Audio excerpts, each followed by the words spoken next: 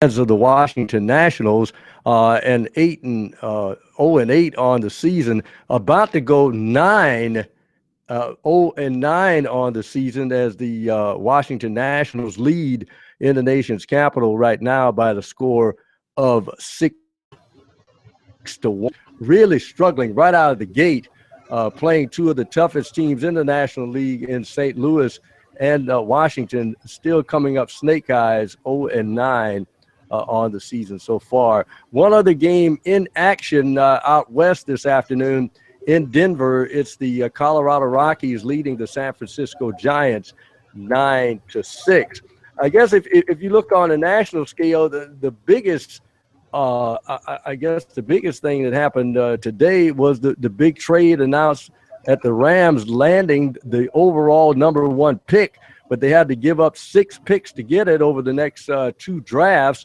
And so the Rams apparently see someone they want, maybe the quarterback they want, maybe the quarterback Goff out of California or the quarterback out of North Dakota State. But I think probably the quarterback out of California is who they're looking at. And Phil, as we said, Matt Kuchar is shooting that 5 under par, but many people still out on the course. First of all, could you tell us what the weather is like in Harbour Town today? It's overcast. Started out decently, but it's become a bit more overcast as the day has progressed. It's been coolish. It's been windy. It's always windy here in Harbour Town. There is a threat of rain moving into the area overnight. We could have some rain, some thunderstorm action tomorrow. Hopefully not enough to cause any major problems, but we've got a good tournament unfolding in front of us.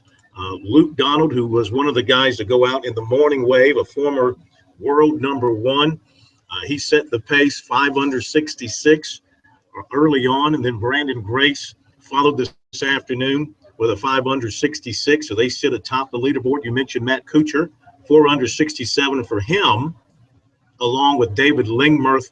Also Jason Day, the current ranking world number 1. He's in at 4 under 67.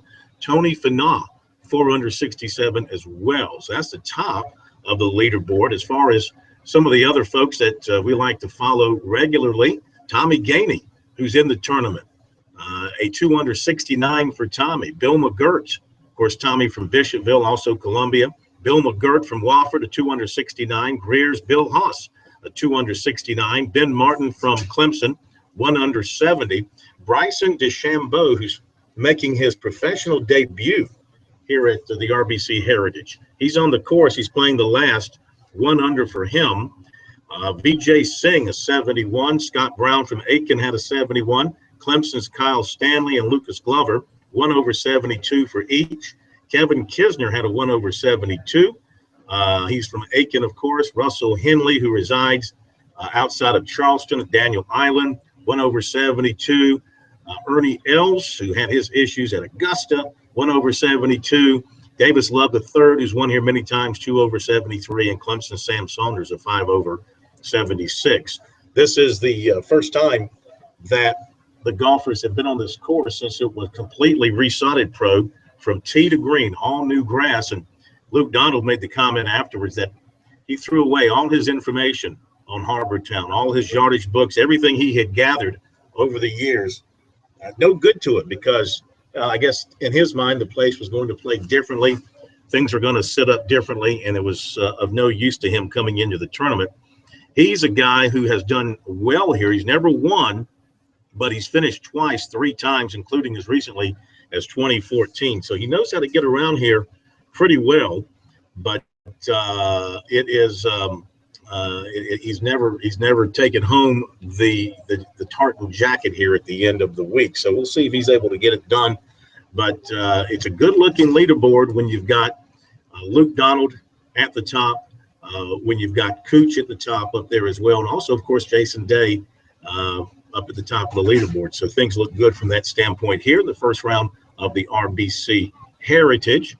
And as far as other things going on, we've got some things to talk about regarding USC basketball. Let me throw the number out if you haven't already, Pro. 800-956-7266 is the number. Email talkback@sportstalksc.com and on Twitter @sportstalksc. We're at USC in North Carolina baseball last night. Actually, it was North Carolina baseball. The Gamecocks sort of went away in the 4th inning. 15-0, that final score. That's an embarrassment for USC baseball, no doubt about it. Even though it's a midweek non-league game, you're playing on ESPNU. You're the big game of the night in college baseball. You're playing a former big-time rival, a team from across the state line that you love to hate and vice versa. And, the Gamecocks just fell apart after a good start. Taylor Widener pitched very well for the first 3 innings, 9 up and 9 down. But then he, I don't know if he let an umpire's call or two get to him. He couldn't get that last out in the 4th inning. He loaded the bases, then a double cleared the bases, and then it was on from there for North Carolina. They just had big innings against Gamecock pitching. Well, the big key is you got to use that as fuel. You got embarrassed, and now you go to Georgia with a mean on and start to right yourself and try to keep that lead in the SEC. So, I could tell it was embarrassing. And of course, I think, if I'm not mistaken, Phil, just about 10 of North Carolina's runs were scored with 2 out. Mm-hmm. You're exactly right. I mean, the Gamecocks could not get that last out in those innings, and pitchers could not come up with the big pitch. But, Williams, the pitcher for North Carolina, he dominated USC's hitters. So the Gamecocks were not going to – well, they didn't score any runs, as it turned out. So their pitching was going to have to be darn near perfect, and it wasn't. And North Carolina's starting pitcher went into the 7th inning, and he – I don't. If my memory serves me right, I don't believe the Gamecocks got a runner past second base, and only a couple of times, maybe. Well, when the game was still in doubt, they never got a runner to second base. In the latter innings, when the game was pretty much out of hand, I think a couple of times they got a runner to second. The point is, offensively, the Gamecocks never really threatened in the game. he hit a couple of shots to the outfield, but nothing. I'm trying to think. Maybe one time the Gamecocks maybe got near the wall with a fly ball, but for the most part, North Carolina's outfielders had a pretty easy evening of it. We will hear from Chad Holbrook coming up later. More from here at Harbortown as well. We'll do recruiting too. We'll be right back.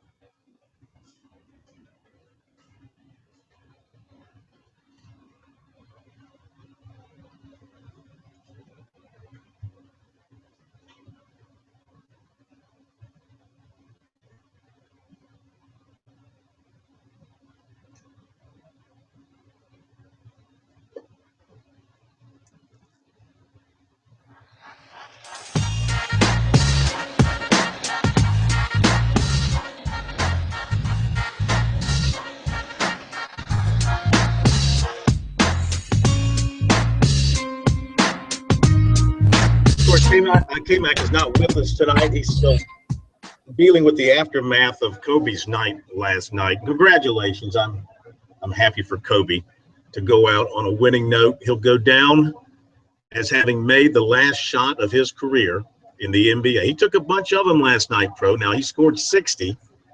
And what did he end up taking, like 50 shots last night? I mean, it was pretty well, from a game standpoint, it became pretty ridiculous because it was all about getting Kobe his points and his shots.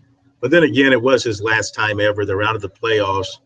They've got nothing to play for. I guess the thinking was, why not let him go out with a big night? Well, no, he dies down the elbow. He's not going to use it in anger anymore in the NBA. So, yeah, it was a good night for Kobe. And, it shows you again how fleeting a professional career is. People say, well, 20 years is a long time, but you got to remember this guy has had wear and tear on his body in the professional game since he was 17 years old. Yeah, he's only 37, but probably his body is more like 47 at this point. Yeah, all those trips up and down the hardwood take their toll. I mean, how many miles that he put in over the years, over 20 years of going up and down a basketball court in games, not to mention practice and individual workouts. So, tip my hat to him. Great individual performance last night. I'm kind of sad K-Mac's not in the studio with us to kind of break down for us who the Lakers are playing in the playoffs this year and how that matchup's going to go. No, he'll break out the how they're going to win the lottery. Yeah, that's all right. That's the way it was.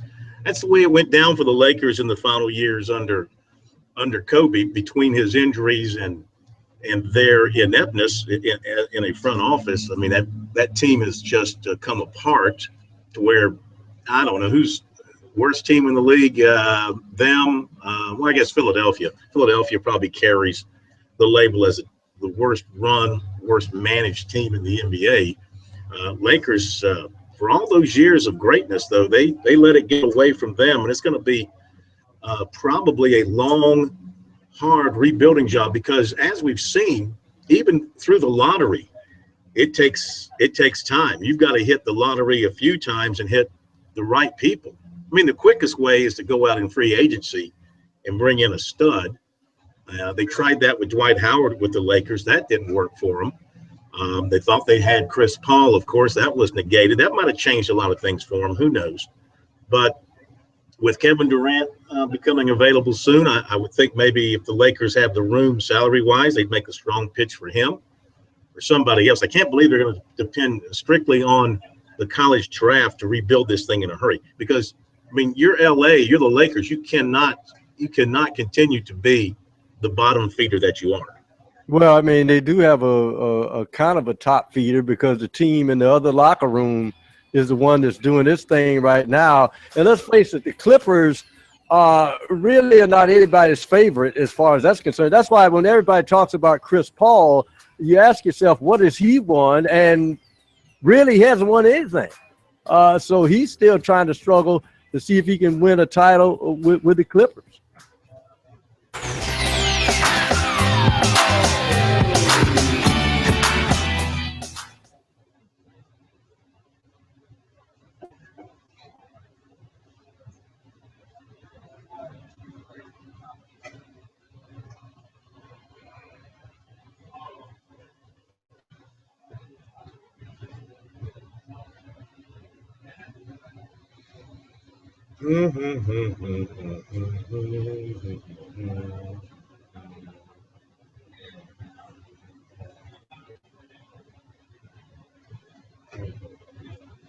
Okay.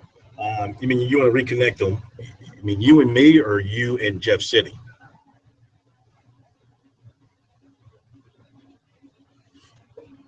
All right. Well, I already reconnected once. I'm going to drop it again and stand by. I'll be back. I guess I should use my, I'm trying to use the wireless in here.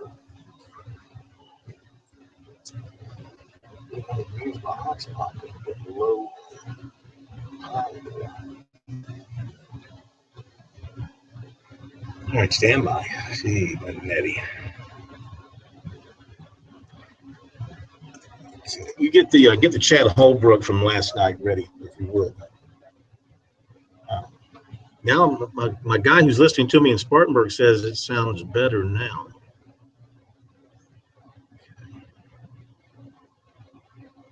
We'll do something here during the break.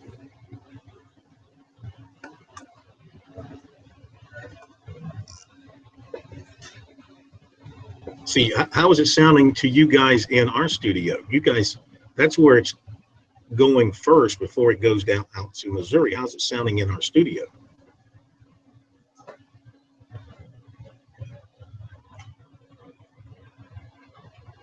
Let Pro talk to me. Somebody needs to talk to me.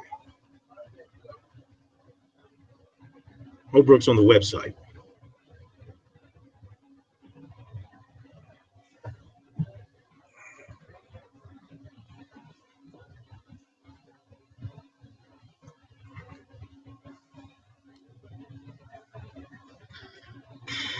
Okay, I'm gonna reconnect.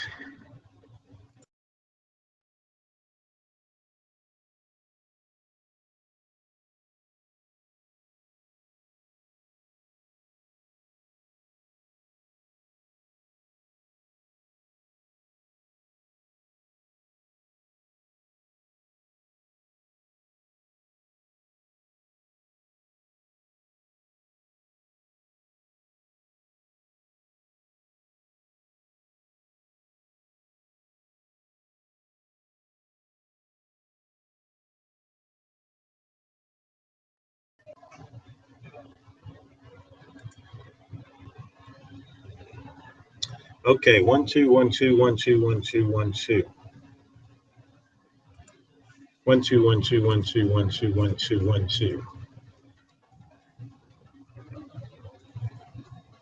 1 2 1 2 1 2 1 2. And if it's sounding bad, You mean news? You mean if engineering saying is sounding bad, we got a bad connection between us and them that needs to be redialed from Columbia to Jeff City, not from here to you.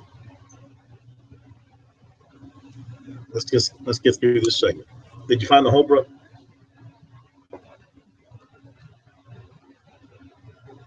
Okay.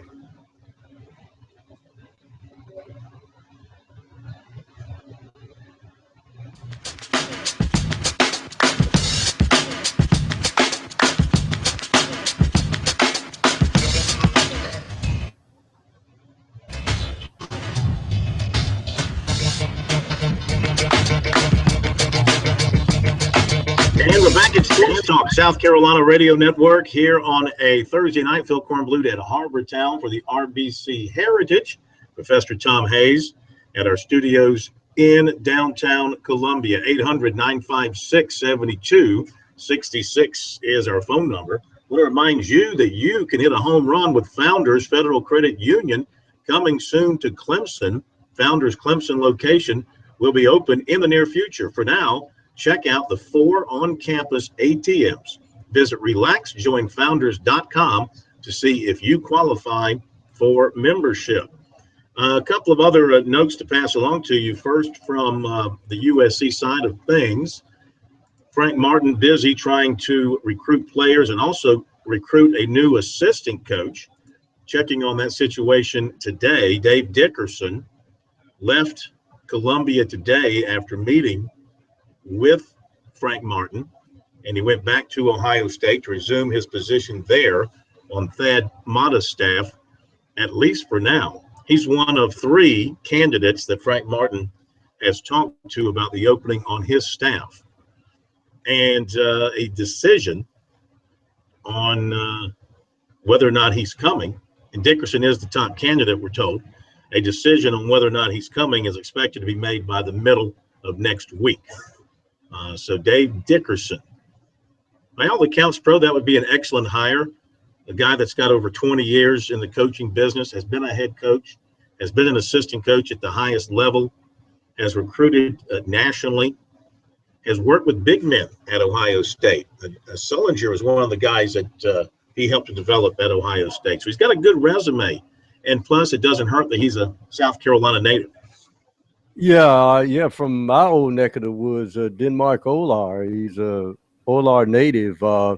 Went to Maryland at a tumultuous time. Of course, he was there as an underclassman when Len Bias succumbed to the cocaine overdose right after the draft. And he played on a struggling Maryland team under Bob Wade, who had come from the high school ranks in the D.C. area to coach.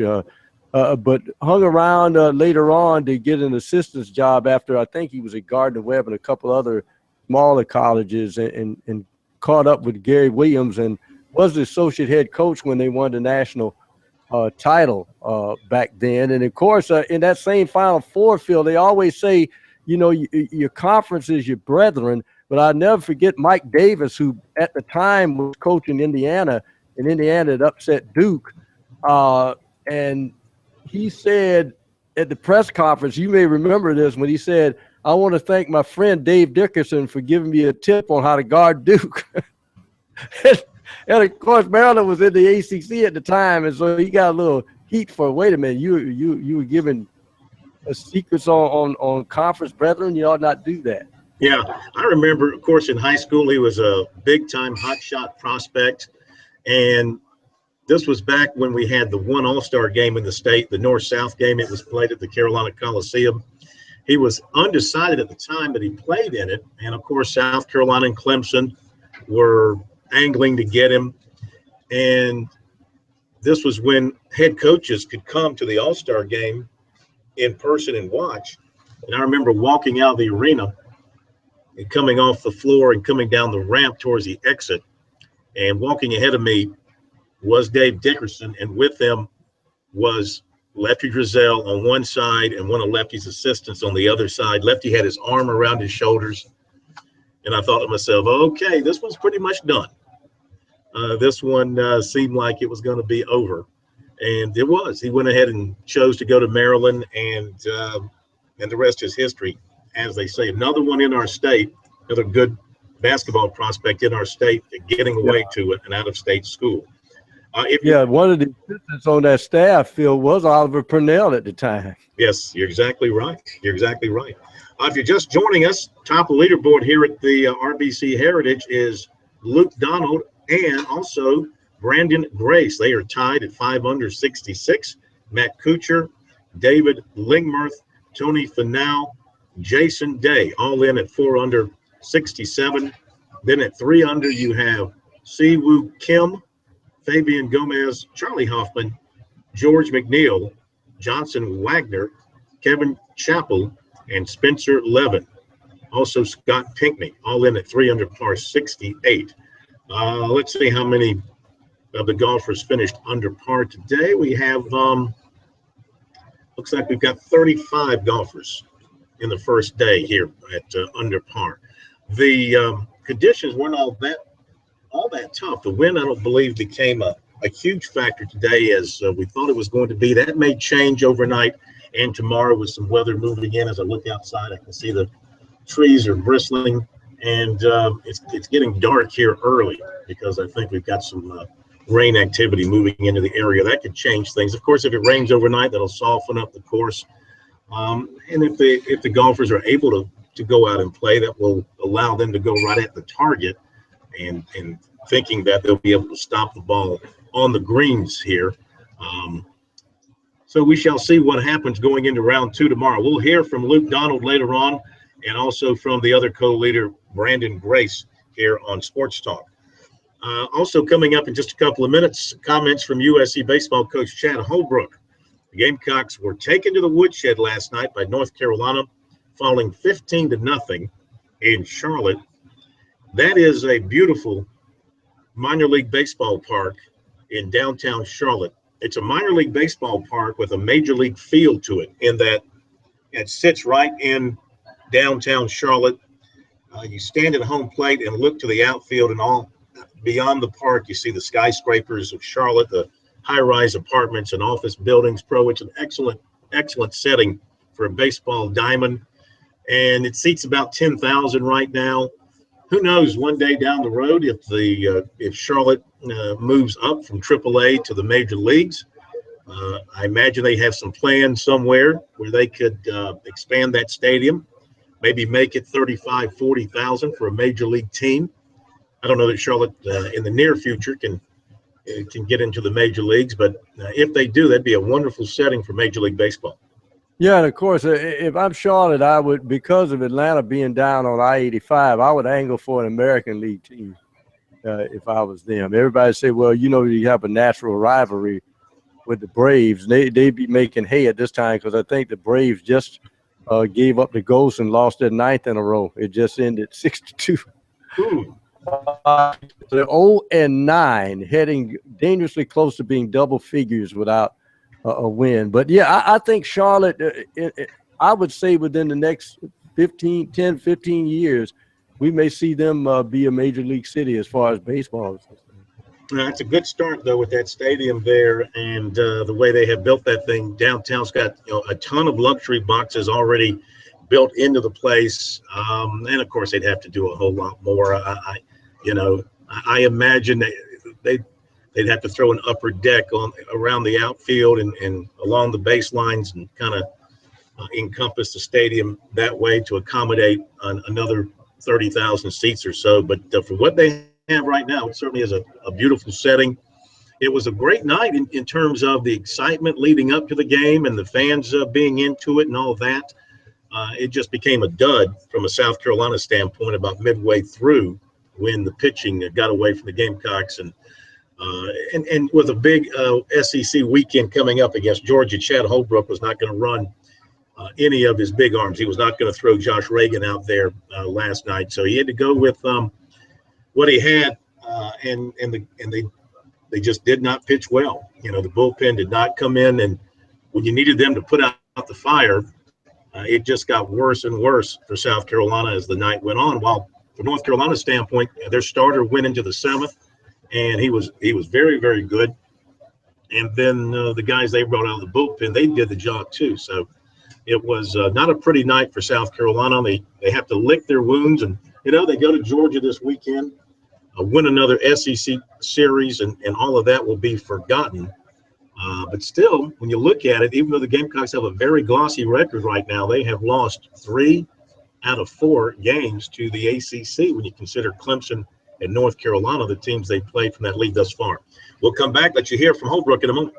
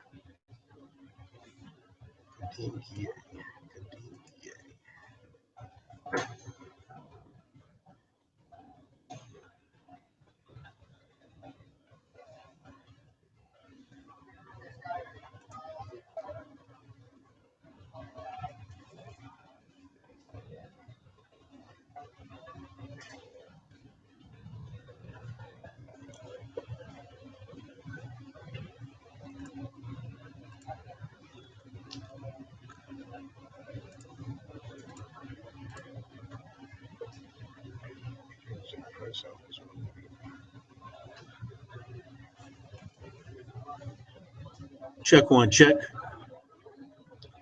All right, I think I know what the problem is. Hang on.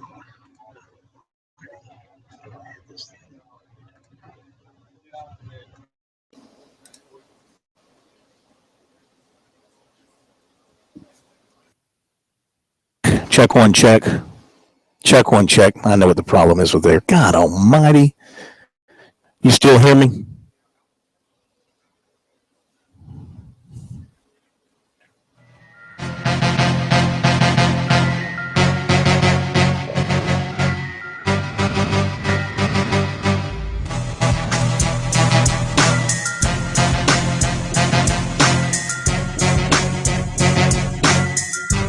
All right, let's hear from USC baseball coach Chad Holbrook. The Gamecocks on the field last night in Charlotte, and they got taken to the woodshed by the count of 15-0 to the Tar Heels. Here is Chad Holbrook talking with us after the game.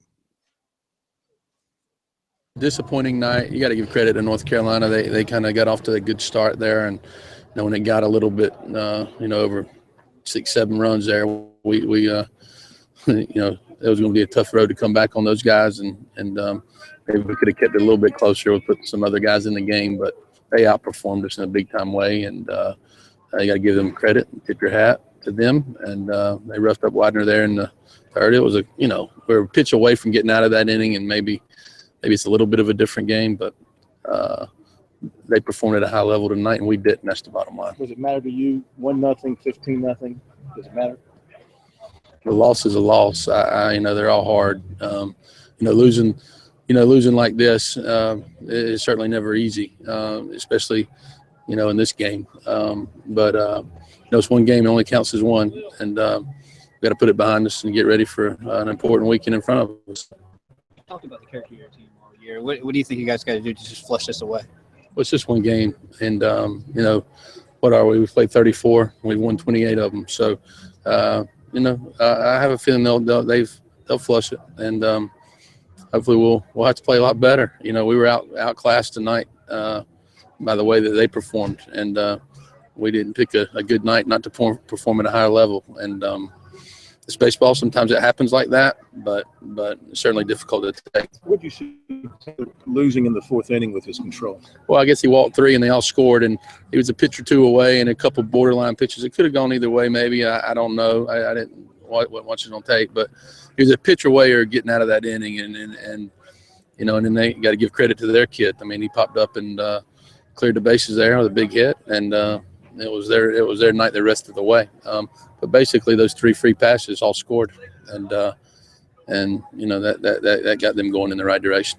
If you already had recently, was that kind of just looking for a lefty we were just putting different guys in that after the game was kind of I mean in the fifth, it was 3-0. Well, it was couple lefties coming up, and we weren't going to use Reagan tonight, and he was really the only other lefty out there besides Anderson, and put him in the ninth. So we're just trying to find some guys there in the middle relief, and and get 4 or 5 runs that can keep them at bay. And it didn't work very well tonight. We didn't find many of those guys tonight. With your club offensively, John Jones is still sliding a little bit. Yeah, John's scuffling, and we gotta square more balls up, and we've been pretty good offensively all year long, and we found ways to win when we weren't good offensively. So hopefully we're in a little bit of a lull offensively right now, and hopefully we'll pick it back up and be the team that we think we are offensively. But yeah, Jones has led us for the most part of the season, and he's scuffling a little bit, but somebody else got to pick him up. And right now we didn't have anybody else behind him pick him up. So we'll go back to work tomorrow, have a good workout tomorrow down in Athens, and see if we can flush this and get ready for a big weekend.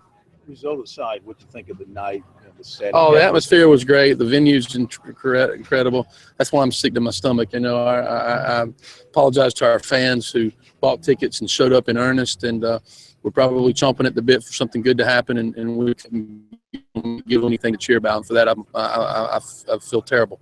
But that being said, I think it shows the strength of college baseball that, this many people would show up for a game like this, and I think it's a great idea and a great venue and a great setting, and I think it's great for college baseball, and I'm certainly glad our program's a part of it. I'm just sick to my stomach we didn't perform at the level that North Carolina did, and I hate that for our fans. I hate that for our kids, but it's one game out of 56, and we'll try to bounce back on Friday. Going into it, do you think you guys, we're ready to handle this kind of environment? I mean, we're in environments like this all the time. It's we just didn't play well. So we play in front of 8,000-10,000 people every night. So that wasn't it. It was the opponent played at a high level, and we got our butts kicked. And but sometimes this happens in this sport, and you find out who you are by the way you bounce back. And hopefully we'll bounce back the right way. We have bounced back, and we have we've acted the part in regards to the way we've handled adversity up to this point. We'll see how we handle this Chad Holbrook following the Gamecocks' loss last night in Charlotte. And the Gamecocks head to Athens, Georgia for a weekend series against the Bulldogs beginning tomorrow night. I spoke with Monty Lee this afternoon. The Tigers are up in Louisville. He's practicing so not able to get him on night, but much of the norm with his baseball team. Same two regular starters and same lineup that he plans against a very, very good tomorrow night up in Louisville. We'll be right back.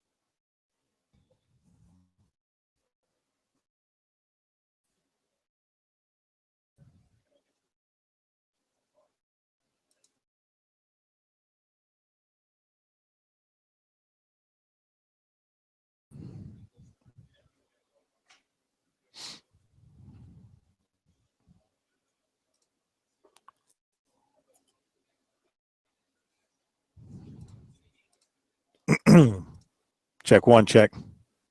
Check one, check one, check.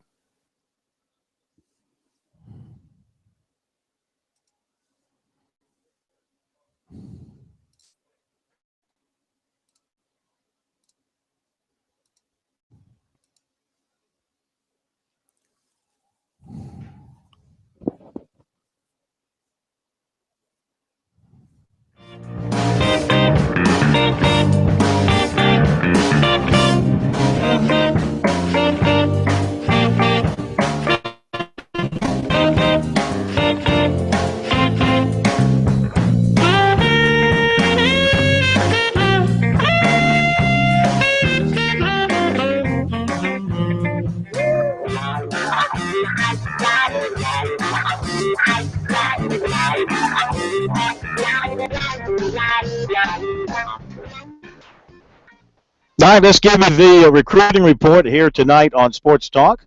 As first of all, we take a look at USC Bass trying to fill some spots on his roster. He's got 3 official visits scheduled for this weekend.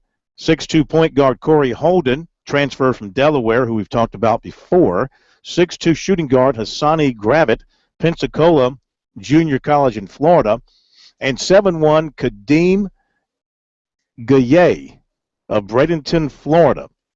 Now, Holden plans to visit Seton Hall unofficially next week, Baylor officially at the end of the month.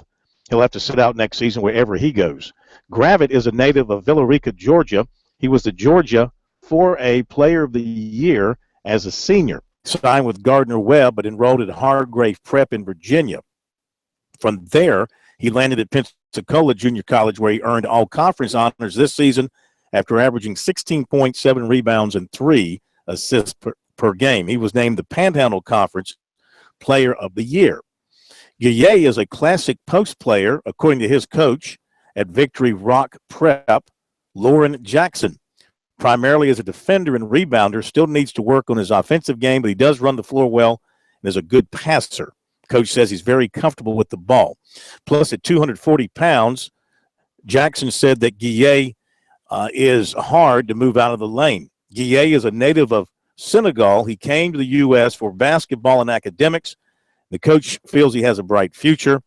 The connection to USC is through assistant coach Perry Clark, Jackson has known Clark for several years, since Clark was the coach at Tulane and had one of Jackson's players. Clark has been down several times to scout Guillet. Guillet has visited South Florida and Long Beach State. He'll also visit Arizona State before making his decision. One possible advantage for Long Beach is that Jackson's son has signed with the 49ers. So you got to keep an eye on that. Other news, USC offered receiver Devontae Smith of Amite, Louisiana, and defensive end Joe Anderson of Copiah, Lincoln, Mississippi. USC also offered wide receiver Joseph Lewis out of Los Angeles. Lake Marion defensive back Tank Robinson was offered by Notre Dame. And Charleston Southern in basketball signed 6'6" Jamar Martin of Navarro Junior College in Texas and 6'9" Abdul Sarki of Daytona State Junior College in Florida. All right, there you go with recruiting for now. We'll be back after the top of the hour break here on Sports Talk.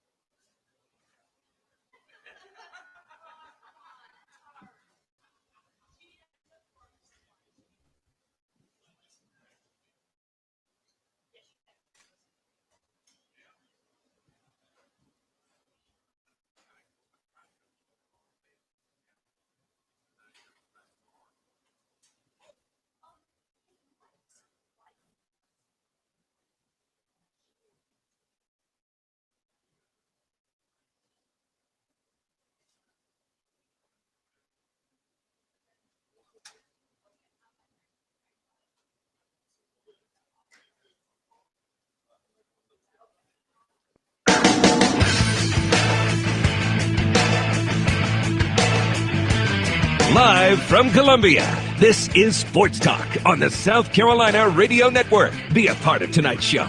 Call us at 800-956-7266 or email talkback@sportstalksc.com. Now, here are your hosts for Sports Talk, Phil Kornblut, Kevin McCrary, and Tom Hayes.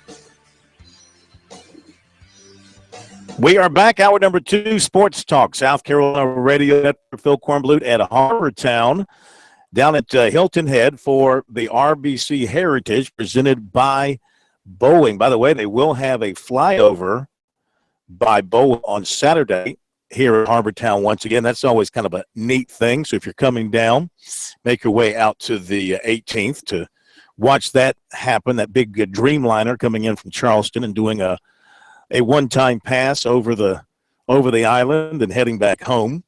Probably takes from Hilton Head to Charleston in that thing, probably takes them about 15 minutes to travel the distance. Let's go to Dave in Columbia, next up here on Sports Talk. Welcome in tonight. How are you? Hey, Phil. Well, congratulations. You got a female intern now? Oh, we have that's Carson, and she's more than an intern. She's risen above internship level. She's assistant. She's production assistant. Wonderful. Welcome to the 90s. Anyway, so is K-Mac on tonight?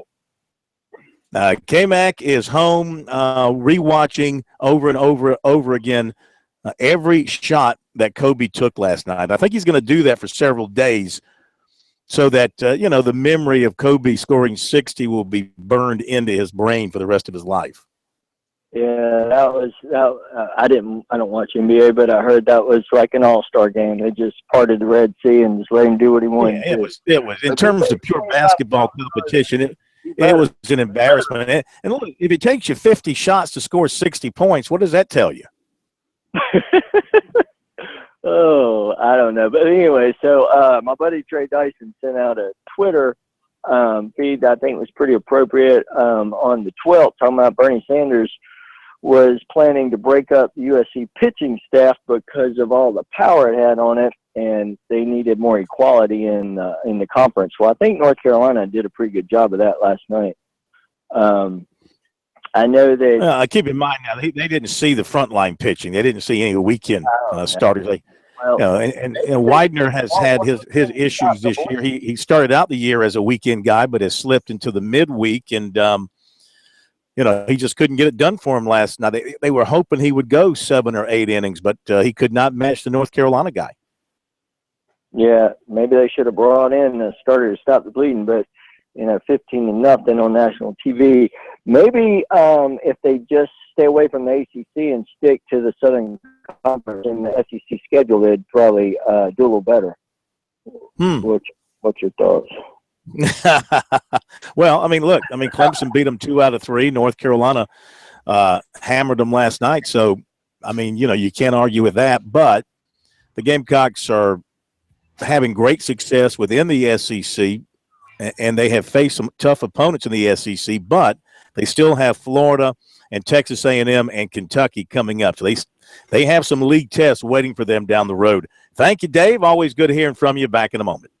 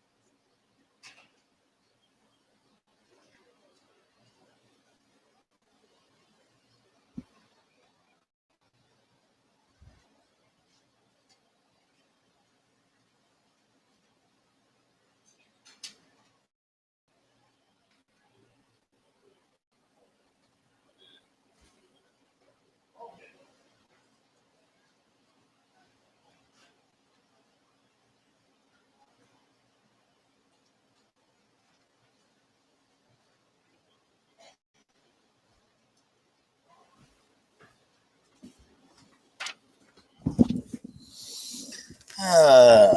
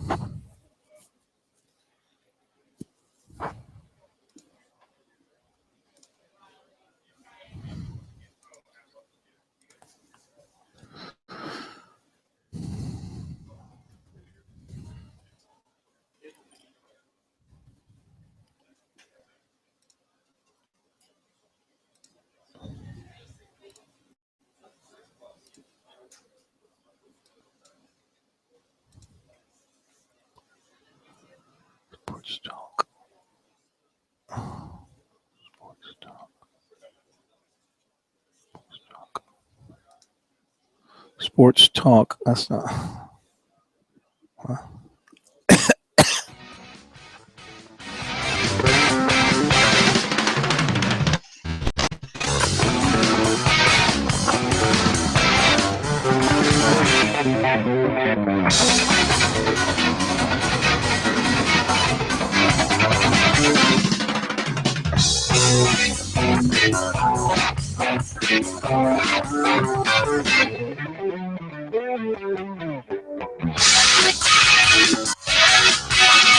All right, Phil Kornblut here, Esther Studios in Columbia, 800-956-7266, the number. Email talkback at sportstalksc.com and on Twitter at sportstalksc. The website, sportstalksc.com, and on Facebook, it's Sports Talk Radio Network. Make sure you check it out regularly. Lines are open if you want to join in on the program in Harbortown. I want to remind you from the South Carolina Forestry Commission, insects and diseases can be moved hundreds of miles in firewood and threaten our forests, favorite campsites, neighborhoods, state, and national parks. Help protect the trees you love by purchasing firewood at or near where you burn it. For more information, visit don'tmovefirewood.org. Let's update what's happening today in baseball. Pro mentioned that the Braves have already lost today. That drops them to 0-9.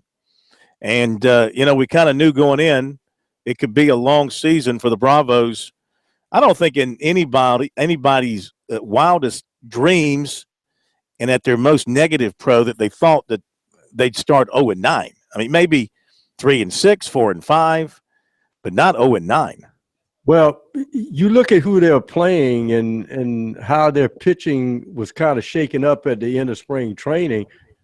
Maybe you wouldn't see 0-9, but I'm not really surprised at 0-9. It may shock some people, but when you look at who they played, coupled with the disarray of that team, and of course it all started the first game. When you got a veteran catch who's 38, 39 years old, can't hold on to a throw to home plate to tag the runner out, you win the opening game. Yeah. It's been all downhill since. Yeah. And you really, you know how Atlanta fans are. Even in the best of times, they are fickle about their sports teams. And this is the worst of I mean, this is a Braves team that will take you back to the days of when they first started appearing regularly on Turner Television, and they were just, so awful. But people would watch because, it was the Braves. It was something still kind of new around the Southeast. And, I mean, they look a heck of a long way away from being anywhere near being competitive. I know they were talking about trying to get themselves competitive by next year, but I can't see that happening. Not that quick of a turnaround. Yeah, it's kind of incredible, but we've seen things before. I mean, Houston was dead in the water for years, and then suddenly those young players matured. Kansas City languished ever since their last World Series win before this one, and then suddenly they drafted all the players they had. And of course, we can remember the Braves' old mantra in '91, from worst to first, when all the young from their farm system matured at a rapid rate, and they were there. So, yeah, I think for us it looks like a long time, but you never know. You really, in this day and age of baseball, when you get a couple of big-time pitchers and maybe a couple of hitters in the middle of your lineup, and then boom, you're maybe not a champion, but you're in the conversation. Mm-hmm. Well, I mean, they're going to have to come off the hip at some point in time and bring in some quality veteran talent. I mean, they just can't keep signing broken down ball players at the end of their careers, Francoeur and guys like that, et cetera. They're going to have to start ponying up for some quality players in their prime like they used to do, and mix those guys with the up-and-coming young talent. You just can't – I mean, even with Kansas City, and that's a good example, Kansas City and Houston, I mean, those teams were awful for several years until they developed the talent. But even when the young guys got to the majors, it took them a little bit of time to come together in championship form. And now it looks like KC and Houston are two good young teams that, if held together, are going to be around in the postseason for several years to come. But the Braves are going to have to go out and spend some money and buy some veteran talent. But I'm not talking veteran talent of 35 plus. I'm talking 28 to 32. Well, yeah, that was one of the biggest weapons they had in the '90s that they don't have now. As I said before, is the checkbook of one Ted Turner, and they don't have that now. We need a Fred McGriff, get him, sign him. I don't care how much it costs, but they don't have that now. You're corporate on one of the difficult things about baseball. Everybody's looking at the bottom line. But yeah, when that new stadium, if you want a new stadium to be an echo chamber, you don't go after talent. If you want it, and here's the key: some of those young players have to mature to make veteran free agents to see that they're the missing piece or two to it. Because if they're not going to look at this team now and say, I'm signing. I don't care how much money you put in front of me. I've got some teams over here that can give me comparable money, and they're winning. So it's a two-headed monster there. You got to have maturity from your youngsters, even you entice a prime free agent to want to come to Atlanta, other than the weather. I wonder what some of the attendance figures moving forward are going to look like now, when they get back home. Especially right now while school is still in session, they'll be drawing. It'll look like old Atlanta Fulton County Stadium circa the mid 70s and the middle part. Let's see, I'm trying to remember now. Middle part of the 80s, after they were pretty good in the early 80s, before they got really good in the early 90s. I mean, you're talking 9,000-10,000 per game in all likelihood. You probably are. And let's face it, and people see this throughout the South. If you're winning, people will come. If you don't win, I'm saving that money for my favorite college football team, basketball team, or whatever. And that's the way it is in the South. And let's face it, you got a lot of transplants there.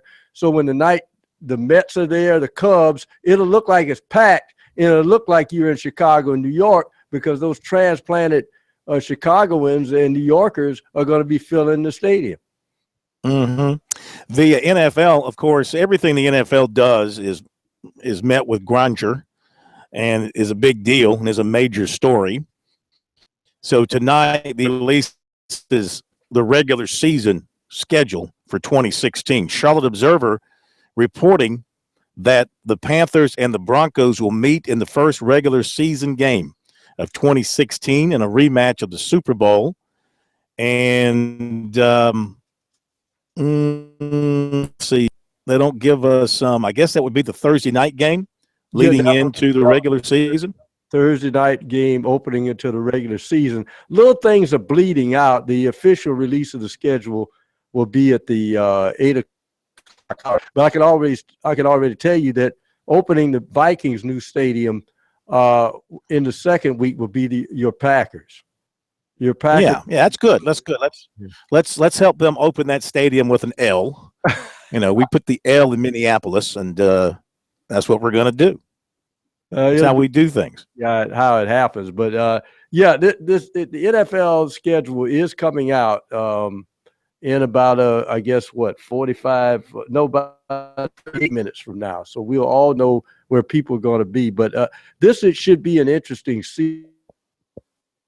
Nobody thinks that Denver is going to defend its title. I mean, they needed some offense last year. Their defense carried them. I don't think the defense can do that this year. Can the Panthers? And let's face it, the Panthers had to have some things go right, like their geriatric receiving core, except for Ted Ginn Jr.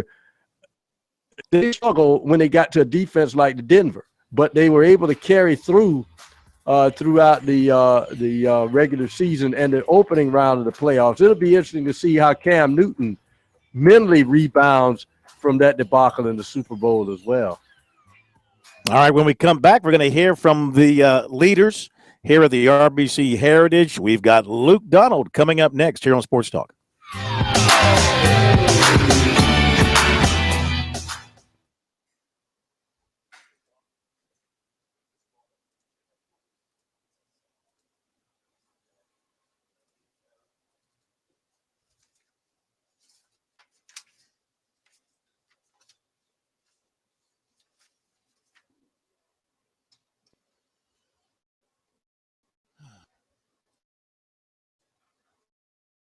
Room after a 500 par 66. Brendan, nice play here last year, finished tied for 7th.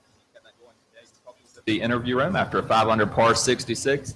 Brendan, nice play here last year. Nice play here last year, finished tied for 7th. 66. Brendan, 66.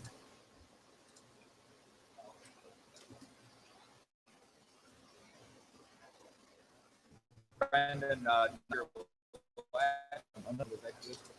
think with the greens, obviously, tough conditions. Yeah, it was good. I know the stats are not showing it, but to say far and last week actually, but just the putting let me down.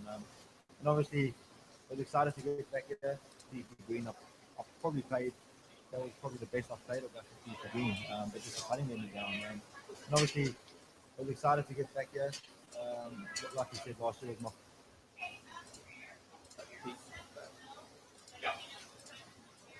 Brandon, on 15 with the drop, you have to take a couple of drops there. That was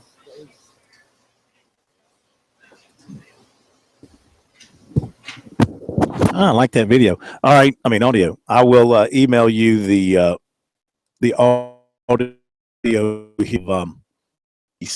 Get that to you during the next break.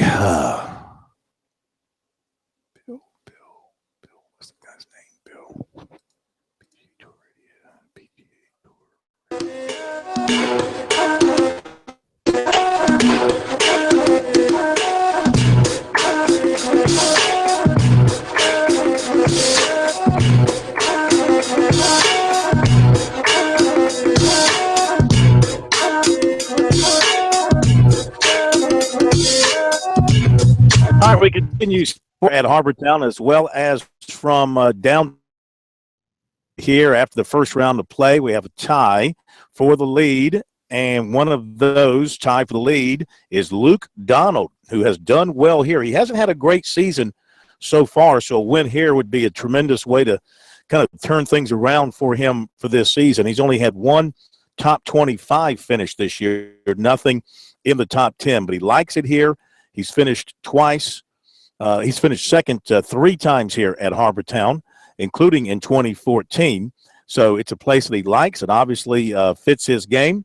And here he is talking with Bill Rosinski of PGA Tour Radio after his round this morning. Really nice start today. 5 under, 66. Thoughts on how you played? Yeah, I played really nice golf today. You know, kind of kept it in play, hit a lot of greens, made a couple putts. It was just one of those rounds that you wish you had every day. You know, it wasn't too much stress out there. And it was nice to shoot a good score. And, you know, not super tough conditions, but there was enough wind out there to get you thinking. Talking to some of the guys leading up to start, even though a lot of guys have played this course a lot of times with the new grasses on the greens, how much different is it? Are they still the same, or do you have to like really learn the whole golf course again? Well, I specifically left my old yardage book at home because I knew it was going to be subtle differences, and I didn't want to rely on previous knowledge. For the most part, most of the greens are very similar. There's a couple tweaks here and there that I noticed. Obviously, the 5th hole is completely different. They've moved that green over, but the golf course hasn't really changed. But I think a couple of the slopes on the greens are just a little bit different here and there, which that's why I left that old yardage book at home. I guess if there's any golf tournament that you're due to win, it would be this one. Well, a long way to go. Obviously, a good solid start, and I'm really happy about that. I would obviously love to win this tournament. I've come very close before, but it's nice to get off to a good solid start. Okay, that's Luke Donald talking to Bill Rosinski. More about his round today. It was a round in which he had just one bogey. He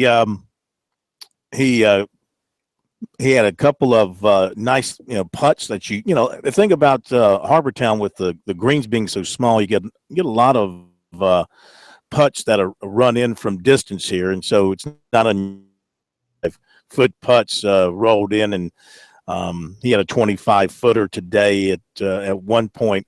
But overall, it was a clean round for him, except for the one bogey. And let's see here. I'm trying to pull up his scorecard as we speak here. Let's see here. I'm trying to find where he had that bogey, and I think it was on the back side. It's been a little slow coming up, but anyway, it was a good overall round for Luke Donald. Here we go. His bogey came on number 8, the par 4, number 8, and he bogeyed that and had 3 birdies on the backside. So a good all-around day from Luke Donald, has him in a tie for the lead. We'll hear from the co-leader coming up.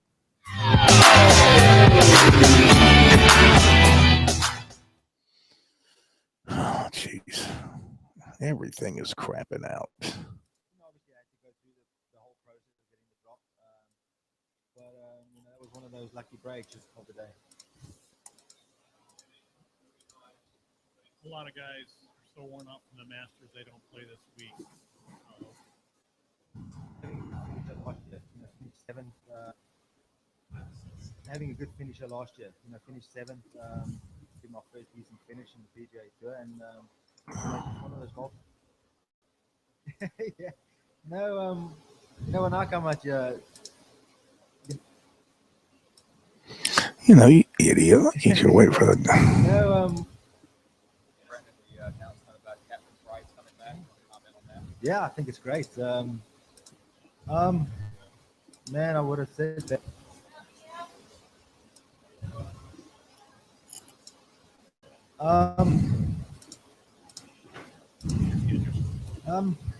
Obviously, having a good finisher last year. Finished 7th. That was really my first decent finish in the PGA Tour.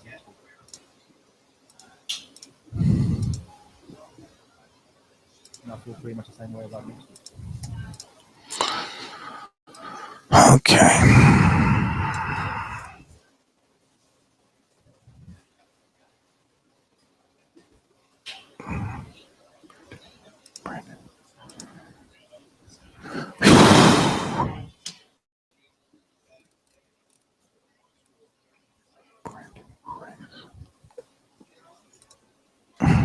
Okay, I'm sending you a Brandon Grace now. Sports Talk. Let's see live. Brandon Grace. B-R-A-N. Grace.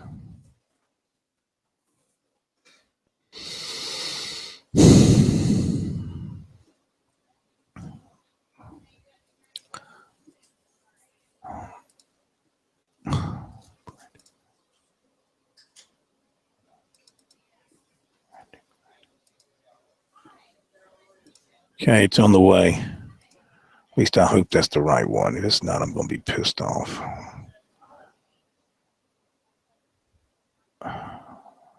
The interview room after a 500. Okay, the one I just sent you. Dadgummit. Ignore it. I got to send the other one. Braden Grace. And it's spelled frickin' way. I swear.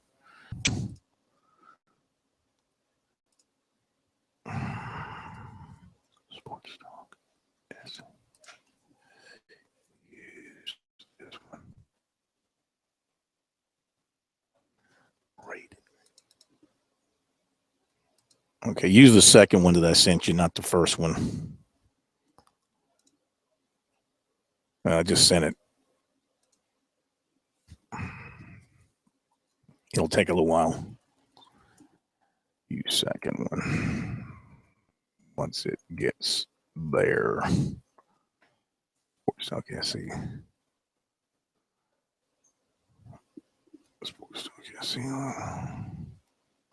Sports Talk SC Live at Gmail. Yeah, I sent it to the right place.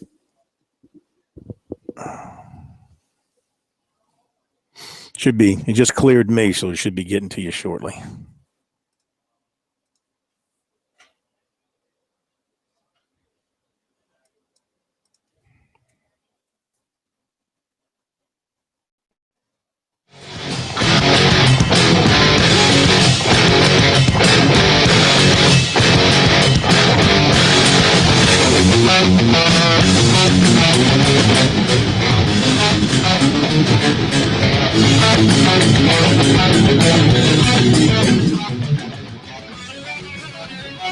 It's Sports Talk here on a Thursday night. Good to have you with us. Phil Kornblut and the Professor Tom Hayes. 800-956-7266 is our phone number if you'd like to join in on the program. Love to hear from you tonight. Pretty much wide open now for anything to discuss. Baseball, NBA playoffs, look back at spring football, always look ahead to the football season.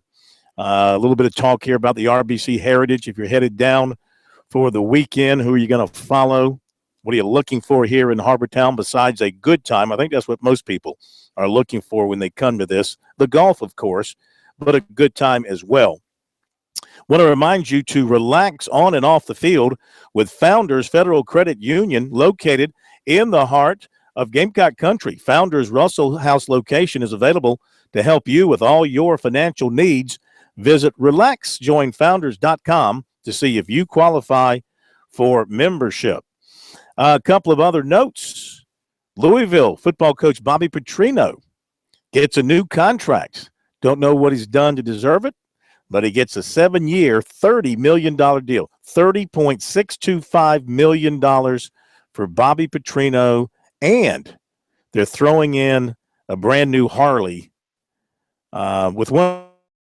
Not the kind that you sit on the back. You have to sit in the sidecar this time. I think they feel like that's a little safer for him. No, it's in the contract. No Harleys, sidecar, nothing. You buy a motorcycle, there'll be no buyout. You know, he is. He's 17-9 with 2 bowl appearances in this stint with the Cardinals. 58-18 in his 2 stints combined there. 100 wins and 39 losses in his overall college career. The deal is $30.625 million over 7 years, runs through 2023. Could be paid an annual salary up to $4.375 million with incentives. And I'm sure I would imagine they got a pretty high buyout for him, considering his history of up and leaving programs in his wake. But, all kidding aside, Petrino is an excellent football mind, especially on the offensive side. He should have a pretty good football team this year, Pro. He's got his quarterback, that young quarterback that had his ups and downs last year. He, in particular, is coming back along with some other key offensive weapons. Where they have dropped off, of course, since Charlie Strong left, is on the defensive side. Though a couple of years ago they were very good in the secondary. He's an offensive guy, and I guess when you put as much time on the offense as he does, maybe the defense drops off some. But I think you got to keep an eye on Louisville as maybe the number 3 team in the ACC Atlantic Division behind Clemson and Florida State this season. They're the sleeping giant right now. If I had to, if you had to pick 3 sleeping giants that may take a year, Petrino, he needs his quarterback. In the fertile recruiting area they're in, there's no reason to believe that Pittsburgh shouldn't do some damage somewhere along the line. And let's face it, Virginia Tech may be, for a redressing and maybe a renaissance. Under their new coach. So those 3 teams right there, you got to watch out for. They're going to ambush some people. Mm-hmm. Yeah, and so they've got him locked down for the foreseeable future. Out of Mississippi State, receiver Fred Brown's been dismissed from the team. The school released a statement confirming that today. Did not provide a reason.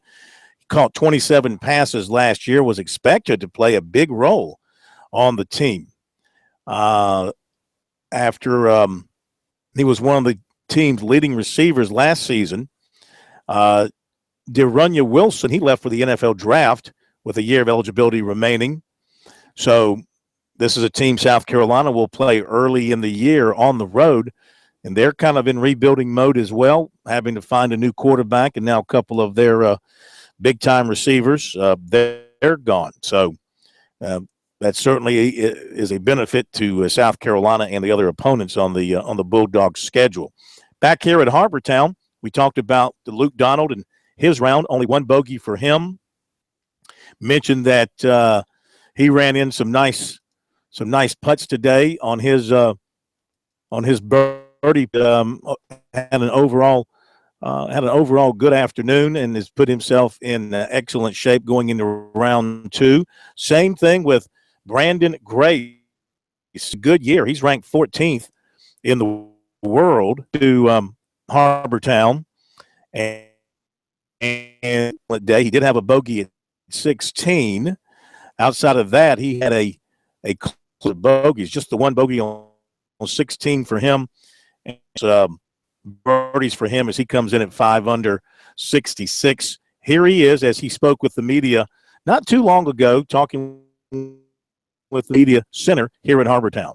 Brendan, nice play here last year. You finished tied for 7th, and you kept that going today. Just talk a little bit about your round today and how much Harbortown suits your game. Yeah, it was good. Obviously, it's tough conditions out there. The wind's blowing a gale, and it's not easy around this place. And I think, with the greens being new and all, it's firming up, and it's not easy to hit the positions to give yourself some chances. But it was good. Hit the ball great. I know the stats are not showing it was that good, but I managed to get around. Got a couple of lucky bounces, made a couple of up and downs to save par, and made a couple of good putts, which was nice. I know not the result you wanted last week at the Masters, but just talk a little bit about your whole season so far this year. I actually think I've been playing pretty decent. The putting, since I came over, the putting has not been that great, and I felt like I've hit good putts, but just not going in. That was the same thing last week. I actually thought from tee to green, I've probably played. That was probably the best I've played Augusta tee to green, but just the putting let me down. And obviously, I was excited to get back here. Like you said, last year was my first time I actually had a pretty decent finish, my first decent finish in the season. And this is where it really kick-started everything for myself. So I was stoked to come back, and I really like getting around this place. All right, great. Questions? Microphone? Yep, Jim? Just to follow up on that, could you do 2 weeks, last year and this year, you have these 2 weeks. You haven't, handled the Masters Challenge yet, but you've come here. What are the difference of these 2 weeks for you? Augusta, you can still hit it badly and get around if you make a couple of putts. I don't think Augusta is always a ball striker's golf course. I think you can if your short goes up to standard, you can get it going. You can make a couple of putts and you can make a couple of birdies and save a couple of pars.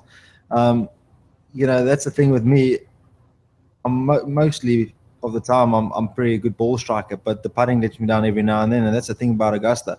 I felt good. I felt really steady every time I get up there, and then those greens just don't like me, if I can put it that way. But I like this place. It's it's completely different. It's short. It's fiddly. Obviously the wind's to the fence, and there's a couple of shots that I got on my sleeve that I like hitting, that I grew up hitting, and I think it goes well with this place. Brandon, I'm 15 with the drop. You have to take a couple of drops there. That might have unnerved a lot of players, but you were able to kind of get up and down and get birdie. Yeah, that was obviously I had to go through the whole process of getting the drop. But that was one of those lucky breaks. It's either going to work or it's not going to work. I was pretty not dead, but the whole time I had in my mind to go with the high flop and just try to get it to inside 15 feet. And literally just before I dressed the ball, I told my caddy Zach, I said, maybe I'm gonna just bump it into the front and just maybe hopefully get the right bump up there and get it to roll out, and it managed to come up perfectly. So it was definitely one of the game changers of the day.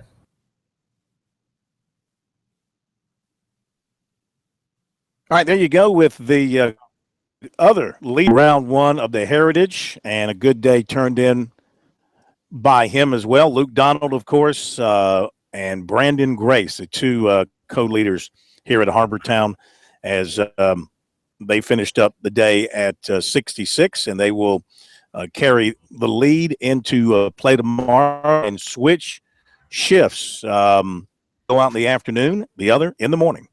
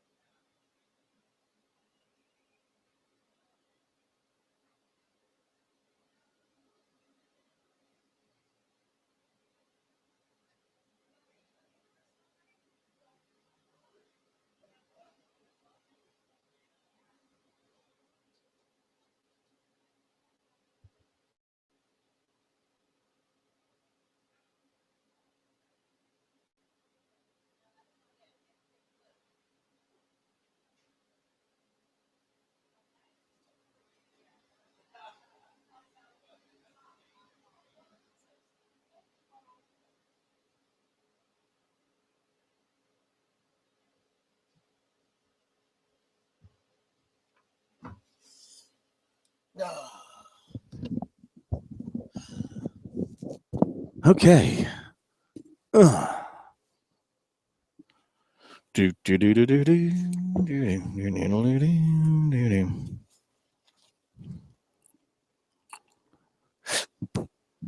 English Luke Donald.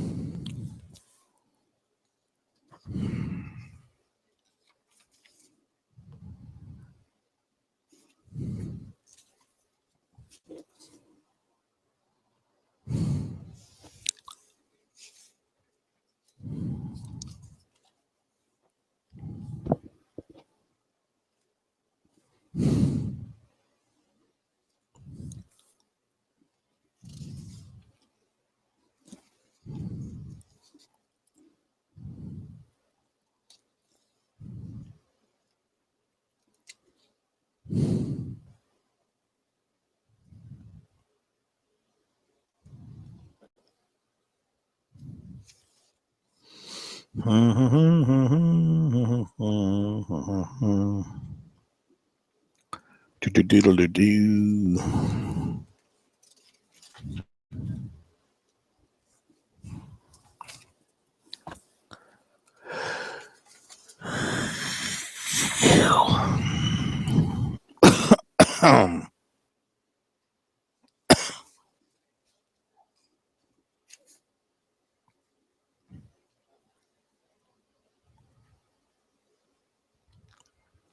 Mike Weir says, see ya.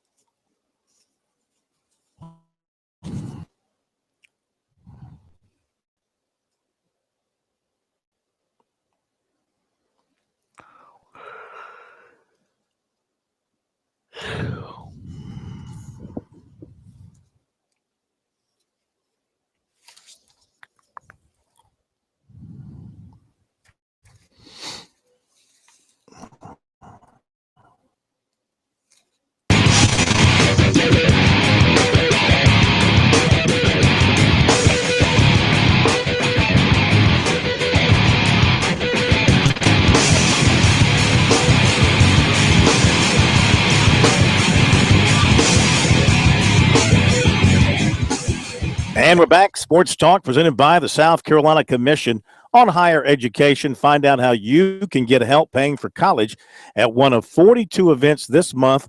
Go to sccango.org. All right, 800-956-7266, the number here on Sports Talk, coming up to the final few minutes of the program tonight. If you'd like to join in, love to hear from you. A couple of more notes here from the first round of the RBC Heritage here at Harbortown. Luke Donald really likes this place. It's amazing that he hasn't won here at Harbortown yet, but this could be the year with his round today, 5 under 66, now 28 rounds, even par or better. So that's getting around this place in really good shape. Now, he'll have to play in the afternoon tomorrow, and the weather could be a factor. The wind could be much more difficult tomorrow than it was today. So we'll see. Brandon Grace, who last year fifth here, co-leader in his second appearance here at Harbortown. He had a pretty good day. Hit 7 of 14 fairways, 10 of 18 greens, needed only 24 putts. He ran in a 25-footer. When I was talking about the rounds earlier, I got those mixed up. It was Grace who ran in the 25-foot putt on one of the greens today. I think it was I'm not sure exactly which one it was. I have to go back. Donald didn't have any long putts of that nature, but on his birdie putts, his approaches were all much closer than that, and he really didn't have to. Let's see. He ran in a 6-footer there. He had a 16-foot putt on number 11 for one of his birdies, so he didn't really have to stress himself too much. 16-footer as well at number 3, so a 16-footer and a 15-footer. While Grace ran in that 25-foot putt for one of his birdies. Let's see, what hole was that on? Just to be official here, as I check through the stats. Let's see here. The shot tracker here in golf, the PGA Tour shot tracker is an amazing thing. Lets you follow each shot. The number 13, the par 4, he ran in a 25-foot birdie putt. So that certainly had to give him a thrill and a lift at that particular time. The average round today on the front, 35.697, on the back, 36.152. So the scoring average today in round 1, 71.848. The morning average was 71.77, just a tick higher in the afternoon, 71.92. Mike Weir, who had a 7 over 78 today, he said to heck with it. He withdrew after his round today. So things will get underway here at Harbortown tomorrow morning as we go into round number 2, and the first golfers are scheduled to go off on number 1 and number 10. They go off on both tee sets at the 7:10 in the morning. At number 1, you'll have Jerry Kelly, Spencer Levin, and Chad Collins. Number 10, you'll have Ian Poulter, Graham DeLay, and Kevin Chappell. And then we're off and running from there. So we'll see. Hopefully the weather's always a question mark down here, except when it's beautiful and you don't have any questions. But when it's sort of when the clouds start rolling in, and the wind starts rolling in, this place becomes wicked, and the wind can just change everything at this course, especially on that backside as you're coming home on 16, 17, and 18. I was about to ask you, the new turf, is it slowing down the fairway and the greens, or it's pretty typical?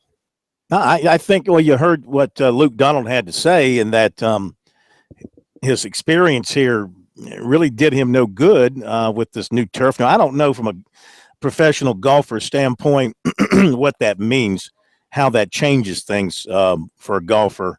It could be like you're saying. Maybe it changes the speeds or the way the ball rolls in some ways, the way the ball sits up. I don't know. But he said in his post-round interview that basically he just threw all his records out the window and started over because they've got new grass here everywhere from tee to green. So I guess maybe it's just a different feel for him. Well, I guess you have to look at the slopes and, of course, go to the old adage where the sun is, the blades of grass will bend, usually. That's an old – I've never heard that old adage before. Never heard that before? I've heard some things about where the sun don't shine, but never about where the sun shines and the grass bends. I've heard that other one before. We'll be right back.